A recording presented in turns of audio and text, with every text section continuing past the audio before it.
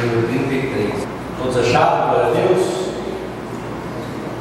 Mas ele, virando-se e olhando para os seus discípulos, repreendeu a Pedro, dizendo: retira-te de diante de mim, Satanás, porque não compreendes as coisas que são de Deus, mas as que são dos homens. Amém? Em outras traduções vai estar assim: porque não pensas como pensa o seu Deus, mas sim como pensam os homens. Amém? Eu estava lendo esse texto e eu fiquei tentando imaginar o que Jesus estava querendo dizer. Qual que era a vontade dele? O que era que ele estava virando para Pedro? Porque quem conhece esse contexto sabe. Jesus chega para os discípulos, reúne eles e diz assim: quem dizem os homens que eu sou? E aí os discípulos começaram a responder: uns dizem que você é João Batista, outros dizem que você é Elias, outros dizem que você é um profeta. Aí Jesus vira para aqueles mesmos discípulos que ele acabou de perguntar o que as pessoas estavam falando a respeito dele e do seu ministério, e fala: e vocês? O que pensam de mim? O que vocês pensam que eu sou? E eles calaram, não falaram nada. Mas então Pedro levanta a voz e diz: tu és o Filho de Deus, o enviado, o Messias que havia de vir.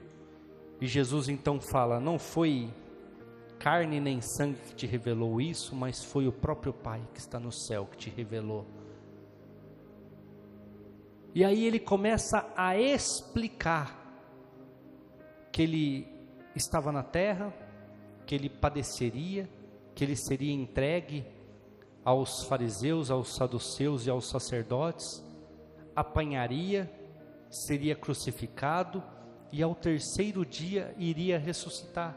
Ele começa então a explicar para aqueles discípulos que acabavam de fazer uma grande revelação, o que era que estava sobre as suas costas, ou seja, o que era que ele tinha que fazer, o que Deus esperava dele. Então ele começa aquela revelação, ele começa a mostrar aquilo que iria acontecer. E então Pedro chama Jesus de canto e repreende Jesus, e fala: não, isso não vai te acontecer. E então Jesus diz essa passagem que nós acabamos de ler, repreendendo Satanás, que naquele momento estava usando a vida de Pedro para poder desanimá-lo, para poder fazer com que ele não cumprisse aquilo para o qual estava determinado, aquilo para o qual os profetas haviam revelado. Igreja, Jesus tinha algo para fazer aqui na terra, assim como eu e você temos compromissos aqui na terra. Jesus também tinha, e fez e cumpriu tudo aquilo. E então Jesus fala essa última parte, que é o que eu fiquei refletindo, que é o que eu fiquei buscando, o que ele queria dizer com isso? Porque você não compreende as coisas que são de Deus, ou em outras versões, vocês não pensam como Deus pensa, mas vocês pensam como os homens. As coisas para nós tem que ser imediata, as coisas para nós tem que ser do nosso jeito, as coisas para nós tem que acontecer da maneira que nos agrade. Muitas vezes não entendemos como é que funcionam as coisas de Deus. E então eu fiquei meditando nesse versículo, falei: gente, mas como é que funcionam as coisas de Deus? E aí a Rose até leu um versículo que no final eu vou usar ele para encerrar o culto, que está lá em Jeremias 29:13. Porque Deus, ele tem o tempo dele de agir, ele não se esqueceu de ninguém. E então eu comecei a pesquisar e refletir em tudo aquilo que eu já estudei, que eu conheço, há anos no Evangelho. Às vezes eu não preciso pegar uma Bíblia para poder ficar pesquisando, eu fico ali um tempo focado, meditando, vamos falar assim, e logo Deus traz alguma coisa, a Bíblia própria fala que Deus faz lembrar aquilo que você já estudou, Então Deus me trouxe uma situação, e é essa situação que eu quero mostrar para vocês nesta noite, essa situação que eu quero ler com vocês, para vocês entenderem como que Deus pensa, para nós pararmos de sofrer, para nós começarmos a confiar. Está lá em Gênesis, nós vamos ler alguns versículos em Gênesis 45, eu quero ler com vocês o versículo 5 ao 8, Gênesis 45, versículos 5 ao 8. Agora, pois, não vos entristeçais, nem vos,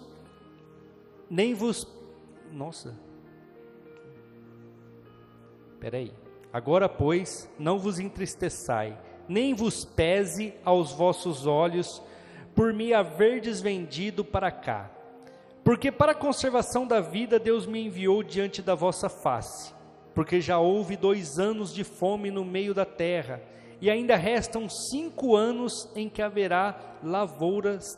não haverá lavoura nem cega, pelo que Deus me enviou diante da vossa face para conservar a vossa sucessão na terra, e para guardar-vos em vida para um grande livramento. Assim, não fostes vós que me enviaste para cá, senão Deus, que me tem posto por pai de Faraó, e por senhor de toda a sua casa, e como regente em toda a terra do Egito. Aqui quem conhece um pouco de palavra, um pouco de Bíblia, sabe que nós estamos falando de José, hebreu, filho de Jacó, e que se tornou José do Egito, porque ele preveu a fome. Aqui nós estamos vendo que a história estava encerrada. Aqui nós estamos lendo este momento onde ele se encontra com os seus irmãos, com o seu pai, e ele entendeu tudo aquilo que aconteceu, ele entendeu tudo aquilo que Deus preparou e organizou para aquele momento, para que ele estivesse ali, para que a sua família não morresse de fome. Ele compreendeu tudo aquilo que estava determinado para ele. Então ele chega para o seu pai, para os seus irmãos e fala assim, que não pese sobre vocês o fato de terem me vendido como escravo para o Egito, porque Deus se antecipou a este momento de fome e me trouxe para cá, para que eu dominasse tudo isso, e agora vocês não morressem de fome. Aqui nós podemos ver, até eu anotei aqui, a onisciência de Deus. O que é onisciência, igreja? Eu não sei o que vai acontecer amanhã, eu não sei o que vai acontecer daqui a 1 ano, mas Deus sabe. Então Ele já vai preparando todas as coisas. Então nós não pensamos como Deus.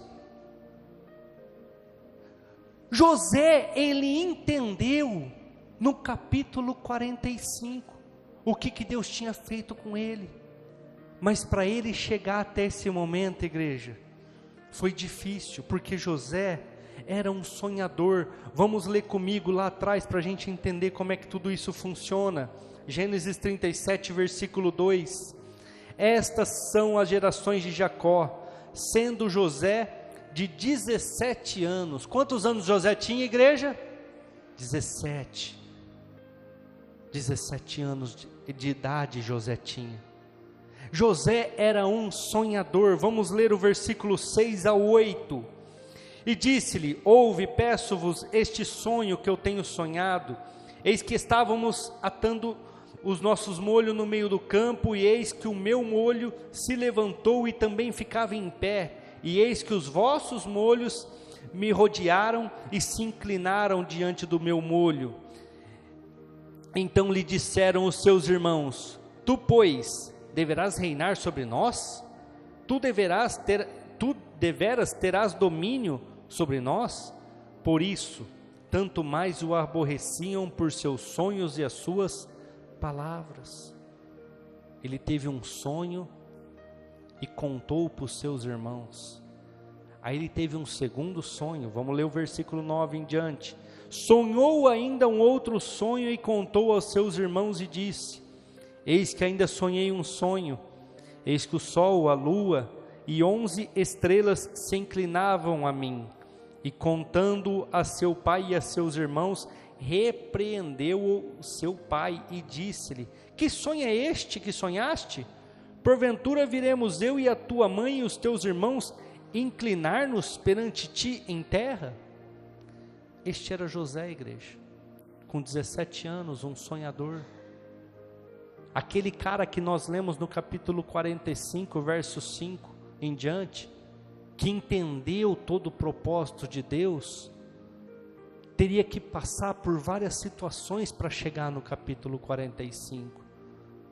Só que muitas vezes nós não entendemos que tudo na nossa vida existe um processo, e Deus sabe onde você vai chegar, Deus sabe o que Ele tem preparado para você, Deus conhece as situações que envolvem a sua vida, e Ele não perdeu o controle, mas pela nossa ansiedade, pela nossa vontade de que aconteça no nosso tempo, no nosso momento, muitas vezes desanimamos, muitas vezes deixamos a palavra, muitas vezes deixamos o evangelho, muitas vezes deixamos aquilo que é certo para ir para aquilo que é errado, porque não entendemos como que funciona a mente de Deus. Jesus vira para Pedro e fala assim: você não está pensando como Deus, mas você está pensando como os homens. O que Jesus estava falando naquele momento para Pedro era: se eu morrer e ao terceiro dia ressuscitar, vocês terão autoridade sobre os espíritos maus, vocês terão autoridade na tua casa, vocês terão autoridade no seu trabalho, vocês terão autoridade sobre enfermidades, vocês mesmos vão declarar e a coisa vai acontecer, tudo aquilo que vocês fizerem em meu nome. Mas se eu ficar aqui, vocês não terão essa autoridade. Pedro não estava entendendo isso, e aqui José, um sonhador de 17 anos, sem querer, levanta a inveja dos seus irmãos, conforme nós acabamos de ler. A hora que ele contou o sonho, os irmãos falaram: então, você vai reinar sobre nós, então você vai mandar em todos nós? Ele levantou a raiva dos seus irmãos, o ódio daqueles que estavam com ele. José era meio irmão deles. José não era irmão de parte de pai e de mãe. José era irmão deles somente por parte de pai, porque a mãe de José era Raquel, que até então era estéril e não conseguiria dar luz a filhos. Então ele nasce diante de orações. Ele era meio irmão dessas pessoas. Vamos continuar lendo, versículo 37, capítulo 37, versículo 28. Passando, pois, os mercadores midianitas, alçaram a José da cova e venderam José por 20 moedas de prata aos ismaelitas, os quais levaram José para o Egito. Aquele sonhador de 17 anos de idade, tinha sonhos, tinha projetos, agora, por causa da inveja dos irmãos, por causa de uma túnica colorida, tecida de alto a baixo, que o seu pai fez exclusivamente para ele, porque ele era filho da sua velhice, ele era filho de Raquel. Quem conhece um pouco de história sabe, ele trabalhou 7 anos por Raquel, mas o sogro dele, Labão, enganou ele e deu a irmã mais velha. Aí ele trabalhou mais 7 anos por Raquel. Então José era alguém diferente para Jacó. Aquele irmão sonhador, aquele irmão de 17 anos de idade, por causa da inveja, por causa do ódio dos seus irmãos, foi vendido como escravo para os midianitas, e ele é levado preso, amarrado nas carruagens dos midianitas que estavam indo para para o Egito. E chegando no Egito, vamos ler aí o versículo 36, e os midianitas venderam-no no Egito a Potifar, eunuco de Faraó e capitão da guarda. Agora ele chega no Egito e é vendido para o Egito. Às vezes a gente não entende as histórias da Bíblia e por isso nós não conseguimos entender como é que funciona tudo. Mas José era filho de Jacó, e se você analisar a história de Jacó e a história de José, e até a circunstância com que ele foi preso, jogado numa cova pelos seus irmãos e vendido para os midianitas, eles estavam apacentando as ovelhas do seu pai Jacó. Ou seja, Jacó e também José, consequentemente, eram pastores de ovelha, eram pecuaristas, pessoas que mexiam com gado. Agora ele está num lugar, igreja, que abomina pastores. Não sei se vocês sabem disso. Que os animais lá, a maioria é sagrado. Ele está num lugar que é completamente diferente daquilo que ele acredita, daquilo que ele aprendeu, é totalmente diferente. Agora ele está na casa de Potifar, como escravo, servindo a casa de Potifar, aquele sonhador de 17 anos que Deus mostrou para ele que ele iria reinar, que ele iria dominar, que até o seu pai e a sua mãe se dobrariam diante dele, tamanha grandeza que ele ia alcançar, vendido como escravo para Potifar, na casa de Potifar. Vamos continuar lendo para a gente entender um pouquinho. Gênesis 39, versículo 9. Ninguém é maior do que eu nesta casa, nenhuma coisa me vedou, senão a ti, porquanto tu és a sua mulher. Como, pois, faria eu este tamanho mal e pecaria contra Deus? Na casa de Potifar, Potifar enxergou uma coisa que muitas vezes nós temos dificuldade para enxergar. Potifar enxergou que quando José chegou na sua casa, as coisas melhoraram. Sim ou não? Todo mundo já leu essa história? Ele entendeu. Ele falou: depois que esse cara entrou aqui na minha casa, as coisas prosperaram. E isso já era uma coisa, como que eu posso falar? Hereditária. Porque Labão, sogro de Jacó, quando Jacó chegou lá na casa de Labão, o que aconteceu com as ovelhas, igreja? Prosperou, começou a crescer o rebanho. Então já era uma coisa que vinha de pai para filho. E Potifar entendeu. Potifar falou assim: esse cara é abençoado pelo Deus de Israel, esse cara é diferente, eu vou pôr ele para cuidar de toda a casa. E ele cuidava de toda a casa, e a casa de Potifar prosperava, os negócios de Potifar prosperavam. Mas se você ler uns versículos para cima do que eu li aqui, José tinha duas qualidades visíveis. Alguém lembra o que era? O cara era bonito, o cara era forte, o cara era vistoso. E o que aconteceu com a mulher de Potifar? Quis se deitar com ele, quis ter um relacionamento com ele.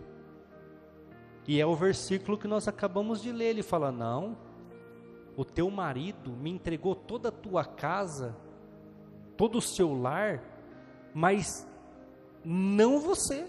Ele falou para mim que você não, menos a minha esposa. Eu não posso trair a confiança dele, nem a confiança de Deus. Um homem chegou para José e falou assim: ó, você pode fazer o que você quiser, está tudo autorizado aqui, menos tocar na minha mulher. O que ele fez? Não toco. Deixa eu dar uma comparaçãozinha rápida aqui, igreja. Deus chega para Adão e fala assim: você pode comer de tudo que tem no jardim, menos da árvore que está no meio do jardim, que é a árvore do conhecimento do bem e do mal. O que o infeliz fez? Comeu. Um homem falou para José: não toca na minha esposa.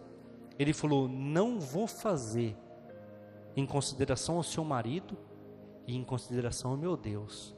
Deus fala para Adão e ele vai e come. Igreja, Deus tem falado para nós tantas coisas, nós temos negligenciado. José não negligenciou. Vamos continuar lendo. Versículo 20. E o Senhor de José o tomou, o entregou na casa do cárcere, no lugar onde os presos do rei estavam presos, assim esteve ali na casa do cárcere. O jovem sonhador de 17 anos, vendido como escravo pelos próprios irmãos, dado como morto para o seu pai Jacó, agora tinha toda uma regalia na casa de Potifar, mas por causa de uma mentira, por causa de uma situação inusitada com a mulher de Potifar, está aprisionado. E como a Simone explicou aqui alguns dias atrás, naquela época não é igual às prisões de hoje em dia não, igreja, que recebe isso, que tem banho de sol, que tem não sei o que, que tem não sei o que, que tem poupança para quando sair. Não, masmorra, lugar úmido, lugar sujo, os piores lugares eram as prisões. Agora ele é jogado numa prisão. Mas o que aconteceu na prisão, igreja? Vamos ler, versículo 21. O Senhor, porém, estava com José. Quem que estava com ele? O Senhor. E o que aconteceu?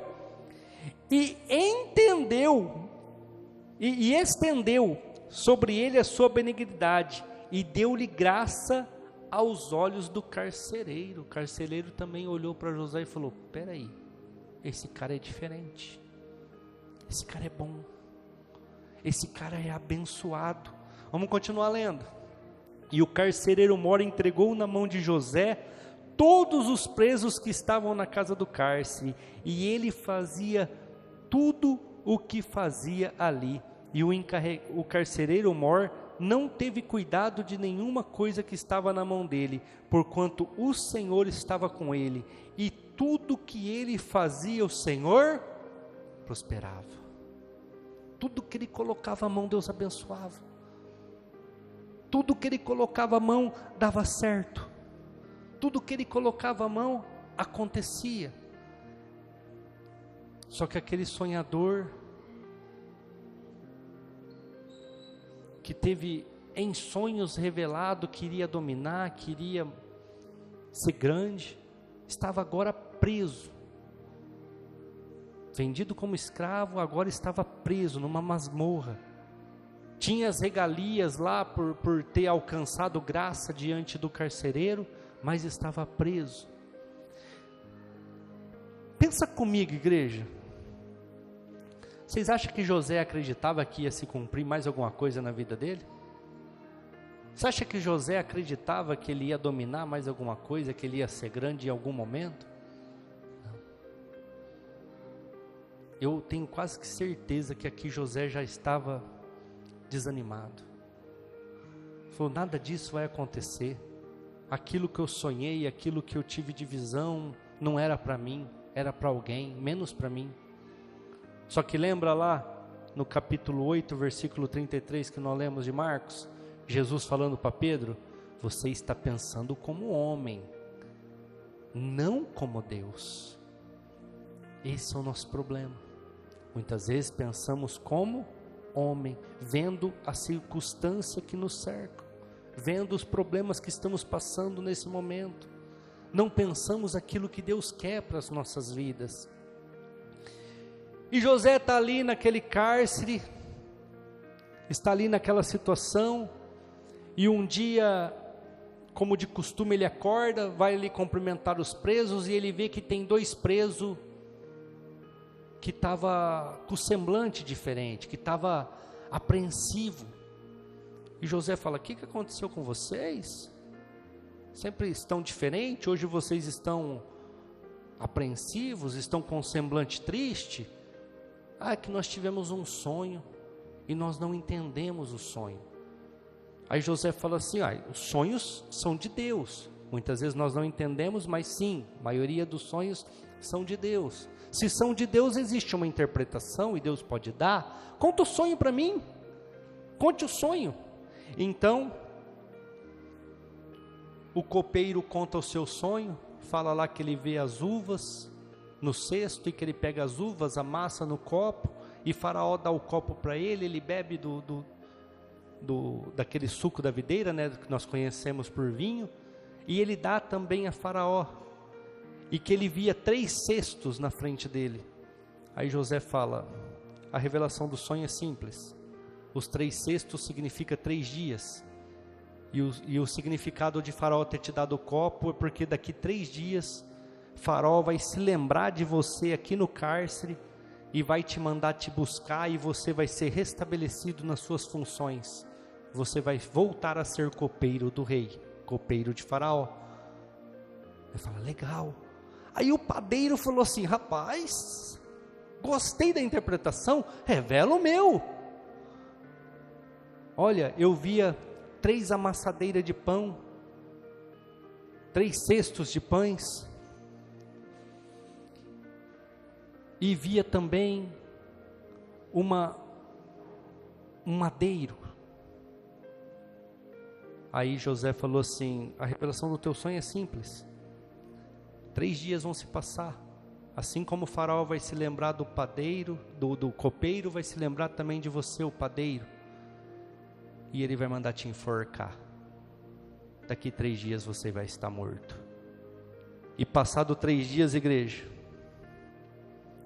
o copeiro estava restabelecido. Passado 3 dias, vamos voltar um pouquinho para vocês entenderem, foi aniversário de Faraó, vocês podem ler tudo isso na Bíblia, e ele comemorando o seu aniversário, ele se lembra do copeiro e se lembra do padeiro, manda restabelecer o copeiro e manda enforcar na frente de todos ali o padeiro.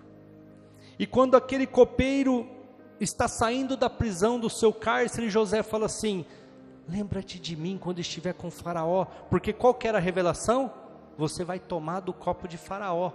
Às vezes vocês não entendem muito, mas eu vou explicar de uma forma simples. Naquela época, muitas comidas eram envenenadas para matar essas pessoas de posições mais elevadas. Então tinha uma pessoa que tomava antes, para depois o rei tomar, depois o Faraó tomar, para evitar que as bebidas fossem envenenadas. Então ele iria estar sempre perto de Faraó. Aí José fala, lembra de mim, eu estou aqui sem fazer nada, por não ter feito nada, eu não cometi crime algum e eu estou aqui. Mas a Bíblia fala no capítulo 41, versículo 1, e aconteceu que ao fim de 2 anos inteiros, Faraó sonhou, e eis que estava em pé junto ao rio. Faraó teve um sonho, 7 vacas magras, 7 vacas gordas. Todo mundo conhece a história? As magras comiam as gordas.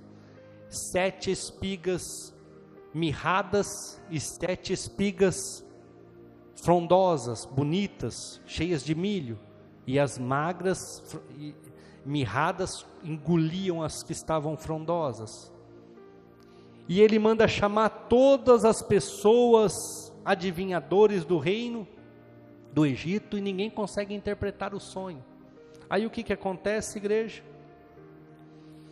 Vamos ler o versículo 9 e 10. Então falou o copeiro a Faraó, dizendo, dos meus pecados estou me lembrando hoje. Qual que era o pecado dele, igreja? Não lembrou de José. Quantos anos se passaram? Eu li para vocês? 2 anos. Ele fala, eu estou me lembrando de um pecado grave meu agora. Me lembrei de um pecado muito grande. O 10. Estando o Faraó muito indignado contra os seus servos e pondo-me sob prisão na casa da guarda, a mim e ao padeiro Mor, então sonhamos um sonho na mesma noite, eu e ele, ou seja, o padeiro e o copeiro, cada um conforme a interpretação do seu sonho sonhamos. Estava ali conosco um jovem hebreu, servo do capitão da guarda, contamo-lhes e interpretou-nos os nossos sonhos, e cada um interpretou conforme o seu sonho. E como ele nos interpretou, assim mesmo foi feito. A mim me tornei ao meu antigo estado, e a ele foi enforcado. Ele fala para Faraó assim, ó, lá no cárcere, lá na masmorra, tem um jovem hebreu lá, que revela sonhos. Nós contamos o sonho para ele, e conforme foi falado, aconteceu. Conforme foi sonhado, ele revelou, e a coisa aconteceu. Igreja,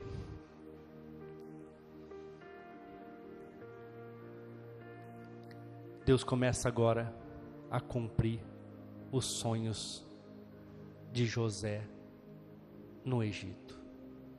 Deus agora começa a cumprir a sua vontade. Deus agora começa a restabelecer. Vamos ler o versículo 14, 41, 14. Então enviou Faraó, chamou José e fizeram-lhe sair logo da cova. Barbeou-se, mudou-se as suas vestes e veio a Faraó. Agora Deus começa a cumprir aquilo que Ele havia prometido há anos atrás. E daqui a pouco eu vou mostrar para vocês os tempos. Eu vou conseguir explicar para vocês quanto tempo durou cada situação. Agora Deus começa a restituir José. Os nossos sonhos, a nossa visão não é como a de Deus. Às vezes nós olhamos para nossas circunstâncias e falamos, Deus se esqueceu de mim, mas Ele está falando, não esqueci, existe um projeto, existe um propósito e ele vai se cumprir, só que existe um tempo para isso acontecer, existe uma situação para isso acontecer. Pedro estava querendo livrar Jesus da cruz, mas Jesus estava falando para Pedro, Pedro, eu preciso ir para a cruz, porque eu indo para a cruz, o meu poder vai ser maior, o meu alcance vai ser maior. Só que Pedro olhava por olhos humanos o sofrimento do seu mestre, as dificuldades que ele iria passar, e muitas vezes nós queremos ser cristãos, mas não queremos pagar o preço, queremos aceitar Jesus Cristo, mas não queremos pagar o preço por Jesus Cristo. Por quê? Porque somos egoístas, avarentos. Não dá para servir a dois senhores, você vai desagradar um, ou você serve a Deus, ou você serve ao dinheiro.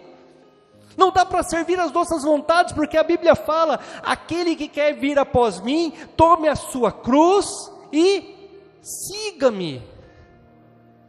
Mas não, nós queremos as coisas do nosso jeito.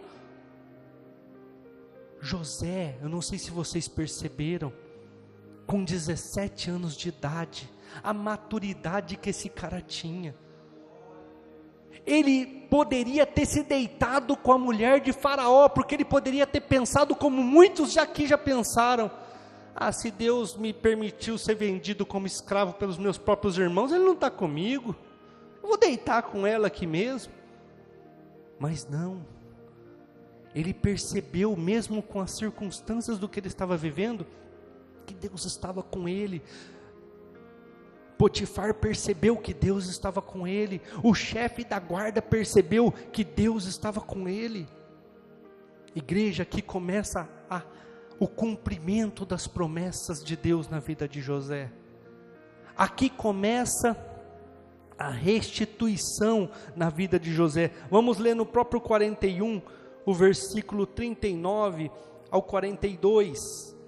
Depois disse Faraó a José, pois que Deus te fez saber tudo isto, não existe ninguém inteligente e sábio como você.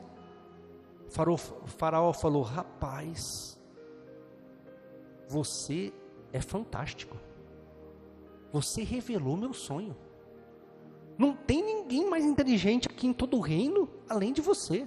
Aí ele continua, disse mais Faraó a José, vês aqui te tenho posto sobre toda a terra do Egito, você vai dominar.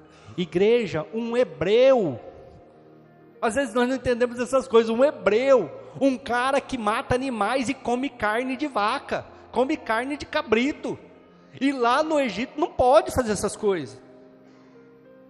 Para vocês terem uma ideia, porque eu não sei se eu vou entrar nesse assunto, quando Deus manda a família de José, e eles chegam no Egito, José fala, não entra no Egito, fique em Gozém, não vem para cá, porque vocês são pastores, vocês são pecuaristas, e eles não aceitam, fiquem lá, porque eu consigo proteger vocês lá, para vocês terem uma ideia do tamanho do problema que era.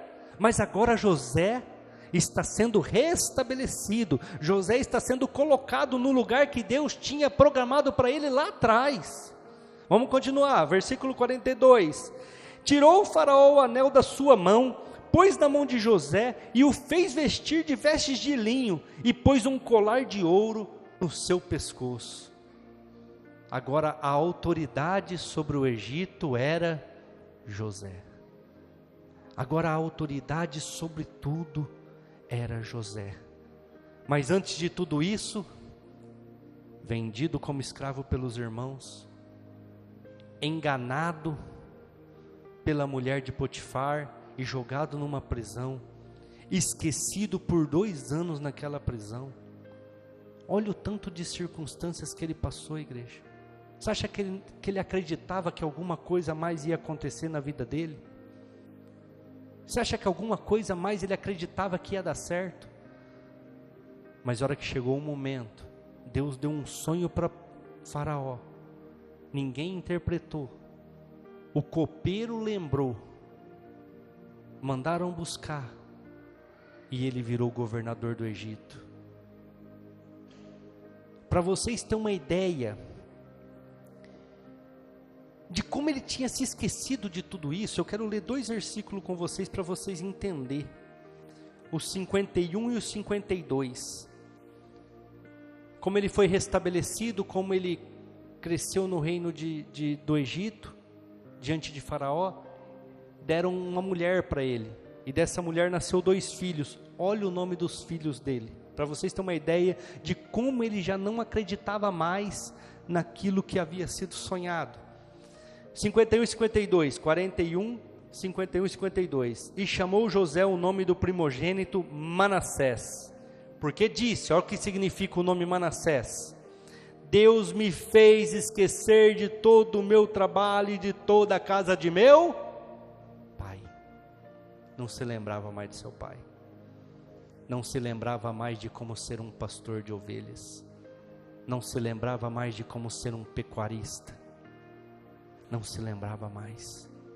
Agora vem o segundo filho, e o nome do segundo chamou Efraim, porque disse, Deus me fez crescer na terra da minha aflição.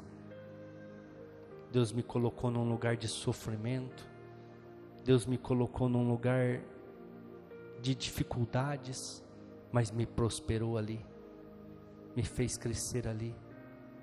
Igreja, sabe o que eu vejo nisso? Tem pessoas que reclamam do trabalho, tem pessoas que reclamam de patrão, tem pessoas que reclamam de tudo, mas Deus tem poder de te fazer crescer onde você está plantado. Você não precisa mudar de lugar. Quem precisa mudar na verdade é você, porque muitas vezes o problema é você, não é os outros. Mas é mais fácil colocar o problema nos outros, é mais fácil acreditar que os outros são o problema. José coloca o nome no segundo filho Efraim, porque aqui foi minha terra de aflição, aqui foi o lugar que eu mais sofri na minha vida, como escravo, como prisioneiro, mas eu prosperei, mas eu cresci, Deus me fez crescer, Deus me fez alcançar. Agora eu quero ler com vocês alguns versículos rápido, coloca para nós ali, Arthur, Gênesis 37, 2, estas são as gerações de Jacó, sendo José de quantos anos? 17 anos, então ele tinha 17 anos quando ele foi vendido para o Egito, ele tinha 17 anos quando ele foi levado para lá. Vamos continuar, capítulo 41, 46, Arthur, E José era da idade de quantos anos? 30 anos, quando Deus o fez crescer no Egito. 30 anos, quando Deus o tirou do cárcere e o levou lá para revelar o sonho. Quantos anos se passaram, igreja? 17 para 30, quanto dá? 13 anos de sofrimento. 13 anos se passaram entre ele ser vendido como escravo e ele chegar ao topo. 13 anos, igreja. 13 anos. Vamos continuar lendo alguns versículos para a gente entender. Versículo 53, desse mesmo capítulo. Então acabaram-se os 7 anos de fartura que havia na terra do Egito. Agora ele já estava com 37 anos, ele já tinha tido filhos, já tinha colocado o nome de Manassés e o nome de Efraim, agora ele já tinha filhos, já tinha uma esposa, ele já tinha administrado a fartura, porque os 7 primeiros anos, o que eram os 7 primeiros anos, igreja? Fartura, ia colher muito, ele já tinha administrado tudo aquilo, então ele estava agora com 37 anos, porque ele já tinha administrado os primeiros 7 anos de fartura. Aí vamos ler o capítulo 45, versículo 11, abre comigo aí 45, 11, e ali te sustentarei, porque ainda haverá 5 anos de fome. Com quem que ele está falando aqui, igreja? Com o seu pai Jacó, que ele havia trazido da terra prometida, que ele havia trazido a sua família para dentro do Egito. Já tinha se passado os 7 anos de fartura, ele já estava com 37 anos, porque 13 anos foram o seu sofrimento, 7 anos ele já era rei no Egito, e agora já tinha começado a escassez, tanto é que ele teve contato com seus irmãos. Por quê, igreja? Que eles foram até lá para comprar comida. E quantos anos já havia se passado de fome? 2. Quantos anos faltavam? 5. Aí a gente volta no capítulo que nós começamos, quando eu comecei a esboçar para vocês essa pregação. Não fiquem preocupados, que não venha esse peso sobre as costas de vocês. Deus me trouxe aqui para que vocês não morram de fome. Deus se antecipou à fome, me trouxe aqui para que vocês sejam alimentados. Nós não conseguimos entender e enxergar como Deus enxerga, que somos humanos e conseguimos enxergar só aquilo que está ao nosso redor. Mas Deus manda te dizer, igreja, estou preparando algo maior, estou preparando algo melhor. O teu sofrimento vai vir em glória. Todos os sonhos que eu prometi para você, eu sou fiel e eu vou cumprir. Mas vocês têm que esperar. Vocês têm que aprender a passar por este momento de aflição. Vocês têm que aprender a passar por essas circunstâncias. Igreja, e eu somei dos 17 aos 30, 13 anos, mais 7 da primeira vacas gordas, 20 anos, mais 2 anos até ele se reencontrar com a sua família, 22 anos. Quando ele se encontrou com a sua família, ele estava com 39 anos de idade. 39 anos de idade. Com quantos anos José morreu, pastor? Se vocês quiserem ler, está lá no capítulo 50, verso 6. Ele morreu com 110 anos de idade. E quando ele estava para falecer, ele vira para os hebreus que estavam perto dele e fala assim: quando eu morrer, me enterrem. Só que quando vocês saírem do Egito, levem os meus ossos, porque eu não quero ficar no Egito. Oh, olha o cara, irmão. Eu vim para cá, prosperei, minha família não morreu de fome por causa do Egito, mas eu não quero ficar aqui, nem depois de morto. Leve os meus ossos. E para vocês terem uma ideia, pode se colocar de pé, o grupo de louvor pode vir aqui. Quando Moisés estava tirando o povo do Egito depois de 434 anos, sabe o que Moisés fala para Josué? Vamos lá buscar os ossos de José, porque nós temos que tirar os ossos dele daqui. Ele vai conosco, José não vai ficar aqui.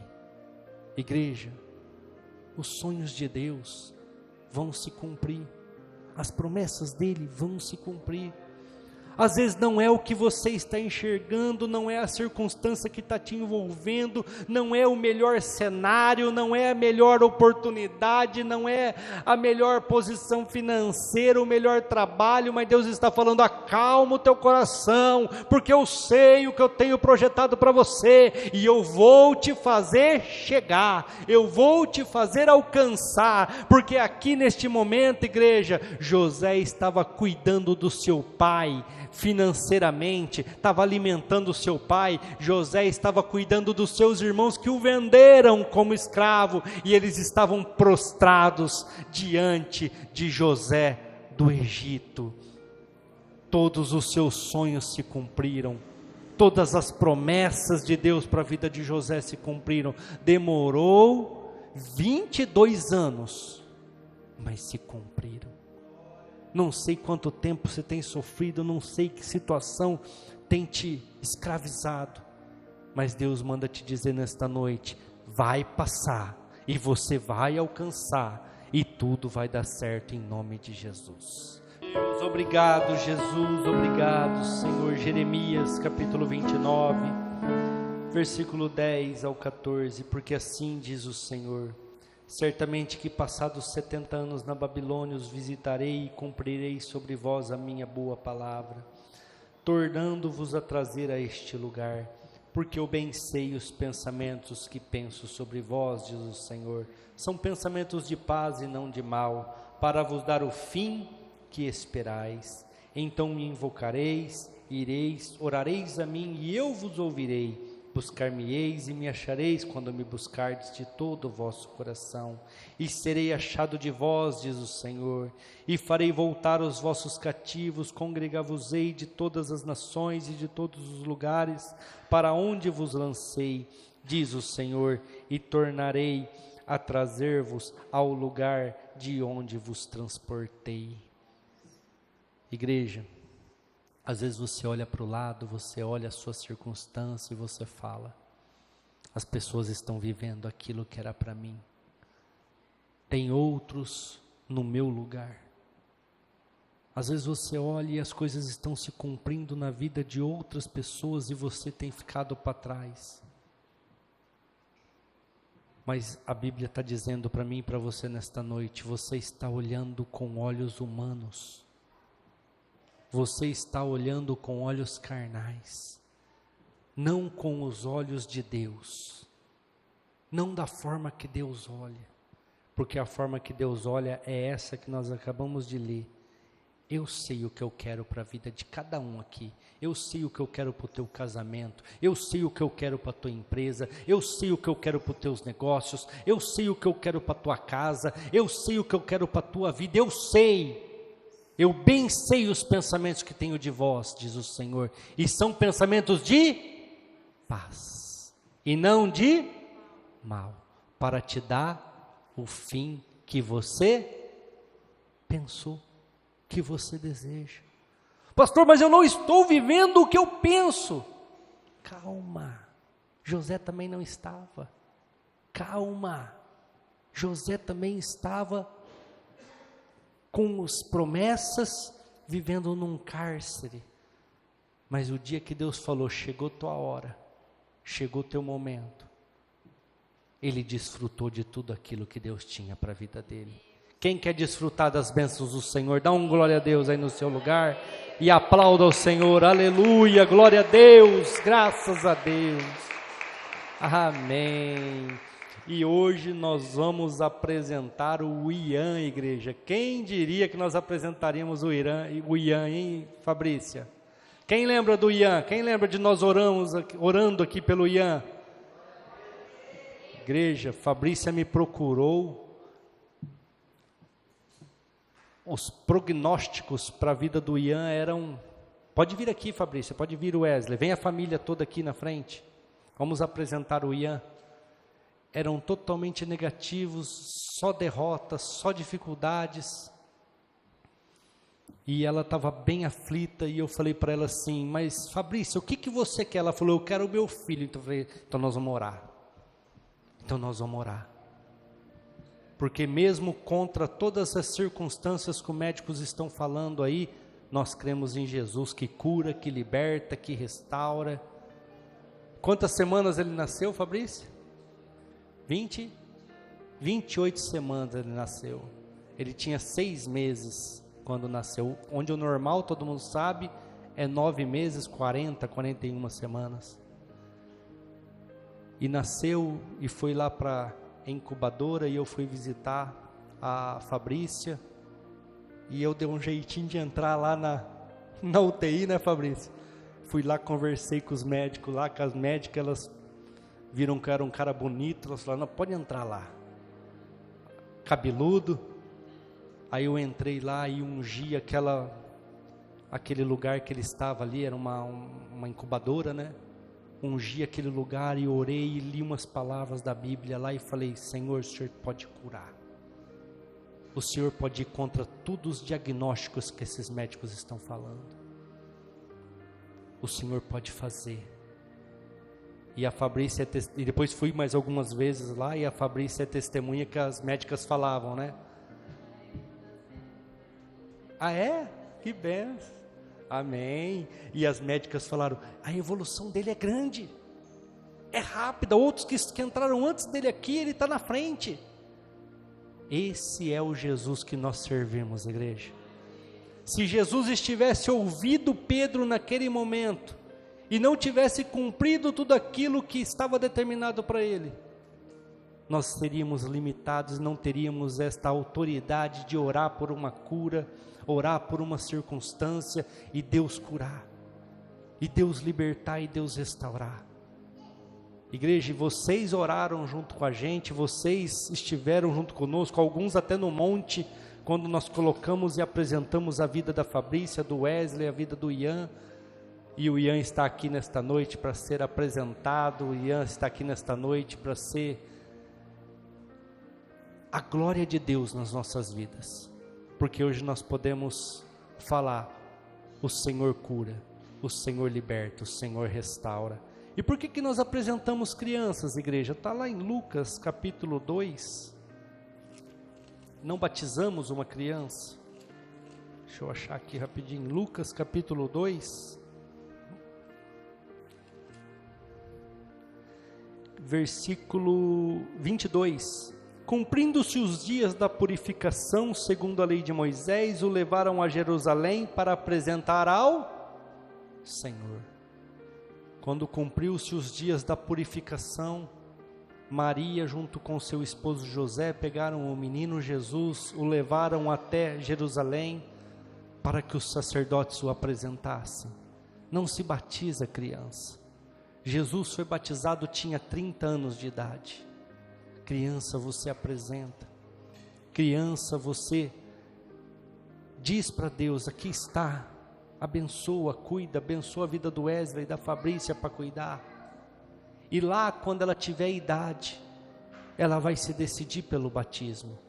A minha filha mais velha, Emanuele, é batizada, ela se decidiu pelo batismo.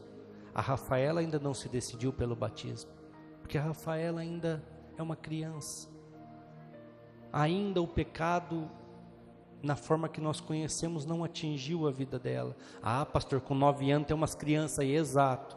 Crianças de pai bagunçado, crianças de famílias bagunçadas, infelizmente, já com 9 anos tem conhecimentos demais. Mas graças a Deus lá em casa a gente policia, lá em casa a gente ensina, lá em casa a gente tem guardado para que ela se mantenha nesse estado de pureza o mais tempo possível. E a hora que ela se decidir pelo batismo, a hora que ela se decidir pelo arrependimento, ela vai tomar essa decisão. Não cabe a mim chegar agora ali para o Ian e falar: Ian, você aceita Jesus como o único e suficiente Salvador? Ele não vai me falar nada, porque ele não tem pecado, ele é uma criança. Agora, quando ela tem uma certa idade, aí é o momento de batizar, aí é o momento da gente fazer isso. Vamos, você vai orar? Vamos nesta hora orar pela vida do Ian e apresentá-lo. Amém, irmãos? Eu só queria ler com vocês o que está escrito em Isaías. Isaías 11, versículo 2 diz assim: o Espírito do Senhor estará sobre ele, e lhe dará sabedoria, e conhecimento, e capacidade, e poder. Ele temerá o Senhor, e conhecerá a sua vontade. Essa é a oração que nós fazemos para o Ian nessa noite.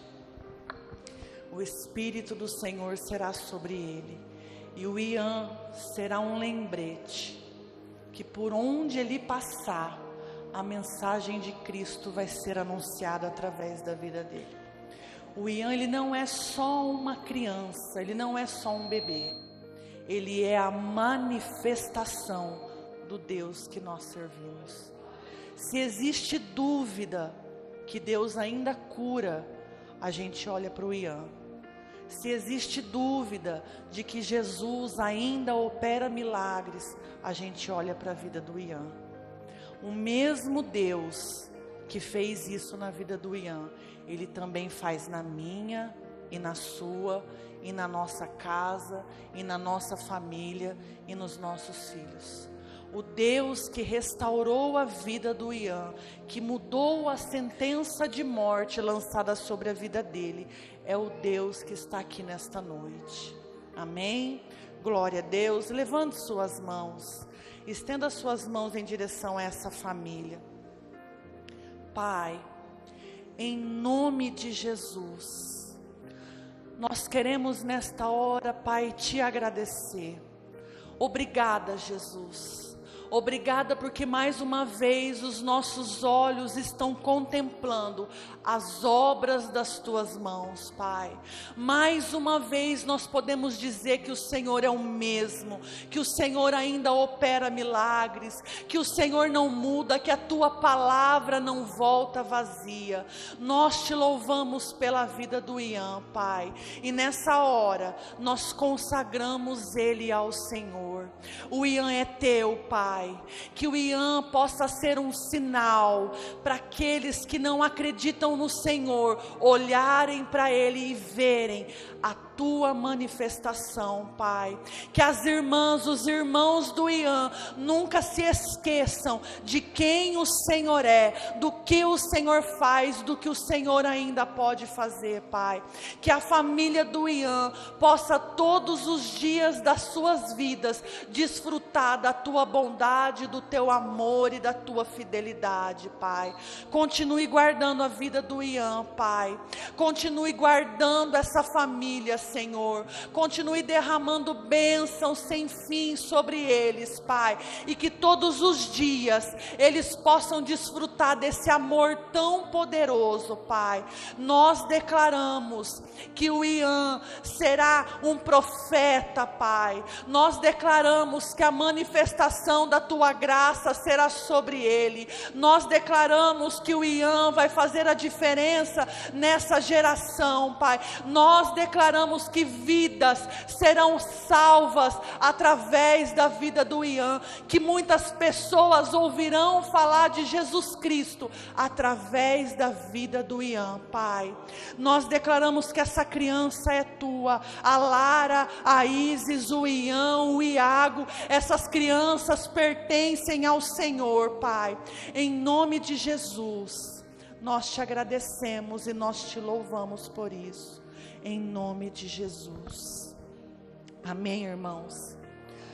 Antes de encerrar, eu queria falar com os pais e com as mães que estão aqui nessa noite. A gente costuma dizer que aqui dessa terra a gente não se leva nada, não é isso? Mas nós, pais e mães, levamos para o céu os nossos filhos. não deixe de orar pelos teus filhos. Não importa quantos anos os seus filhos tenham, declare sobre eles que eles são cidadãos dos céus. Declare salvação na vida dos teus filhos. Eles são as únicas coisas que nós levaremos para o céu. Amém? Glória a Deus. Feche os seus olhos agora e lembre do teu filho, da tua filha aí. Vamos orar por eles.